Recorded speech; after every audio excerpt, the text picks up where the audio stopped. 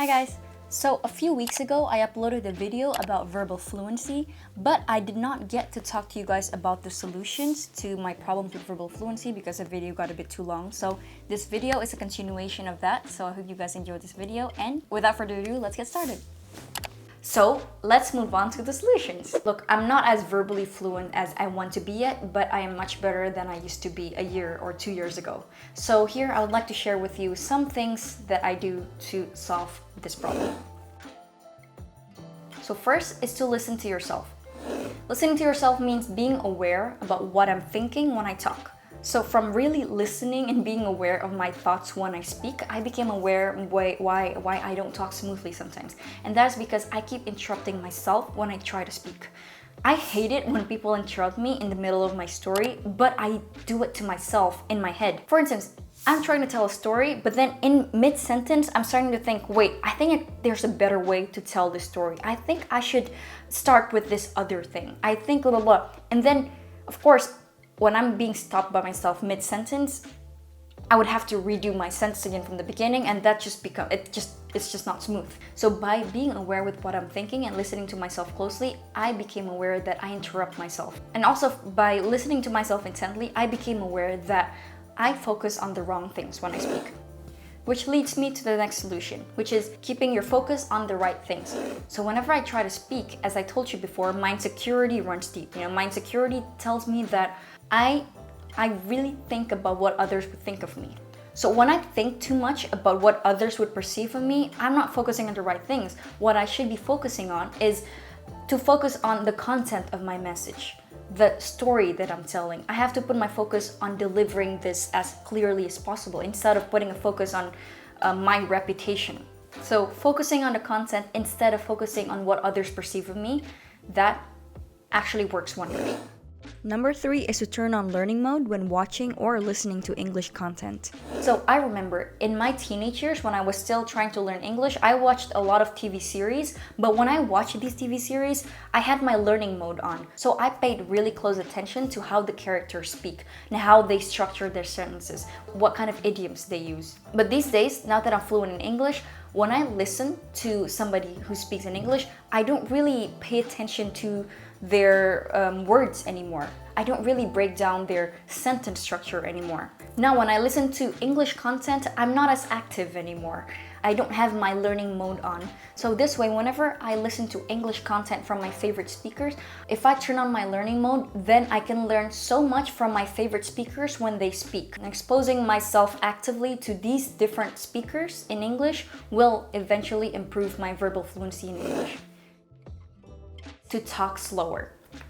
I know that I'm very guilty of this. I know that a lot of you guys have complained to me that I speak a little too fast in my videos. But yes, I do learn that when I try to speak slower, I give myself time to think. So the fact of the matter is that we think much faster than we can speak.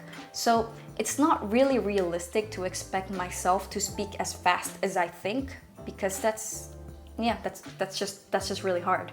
So I really have to cut myself some slack to give myself some time to think so that I can speak clearly. And lastly, the solution is just to chill. Of course, with all these insecurities and trying to set the bar quite high for myself, that's not very good to my psychology, and that affects how I think about myself. And when I feel pretty insecure about myself, I can't chill. And of course, that would affect my fluency. In any case, before I try to speak, it's okay for me, I think to cut myself some slack, it's okay for me to pause before I try to speak or to take a deep breath and just to chill and, have fun when I try to speak. So I think that is something that I have to get used to. And yeah, so I actually also have some other points that I forgot to bring up before, so here goes. Another solution is to really think about the goal in mind. So before I try to say anything, I always try to think, if I say this out loud, if I try to explain it to my conversational partner, why do I want to do it? Why do I want to convey this idea? Or why do I want to tell this story? Why is this worth telling? So before I speak, I have to make sure that I know what is the point that I'm trying to make with what I'm about to say. Because if I don't really have a point, I just don't say it at all. because having a goal in mind really helps me to prevent myself from just talking nonsense. So everything that I say must have a point. My next tip is to use a mental framework or a thinking framework. So what is that really? So a framework is basically a structure. So before I try to illustrate my points or story or anything like that, I try to put it into a structure mentally, you know? So this actually got a lot easier over the years because I am just so used to writing video scripts. So as I have mentioned to you before, I do creative writing on a weekly basis for my videos. Of course, I would have to write video script to prepare for my videos every week. So because I'm just so used to writing video script in a certain structure, sometimes I tend to speak as if I was delivering a video speech to my friends. For instance, all of my videos follow a certain structure: title, intro, some categories and subcategories, or title, intro, point 1, point 2, point 3, and so on. So whenever I try to illustrate my points, I follow that kind of structure. For instance, let's say I just came back from Portugal and I want to tell my friends on why I can see myself living there. So if it were a video, it would be the title: why I can live in Portugal, why I want to live in Portugal. Also, having these numbers, it doesn't only help you organize your thoughts, it also helps others to follow what you're saying. Sometimes I would say, oh, I love being in Portugal because of the great weather, it's cheap, people are great, and food is amazing. And then just having those 4 points, I can always come back to that and expand on those points. And then people can already expect what you will be talking about. So this definitely didn't really come naturally for me, but it definitely got a lot easier with time once I get so used to writing and write with a certain structure. Then this kind of structure translates into my mind, and then I kind of start speaking following this kind of structure. Not always, but it definitely helps to break some organization in my thoughts.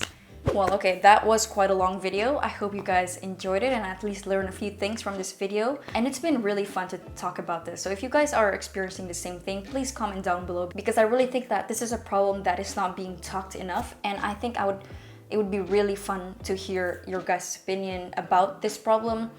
And maybe we can chat a little in the comments. So comment down below, don't forget. And yeah, I will see you guys next week in another video. And until then, you have fun and take care. Bye-bye.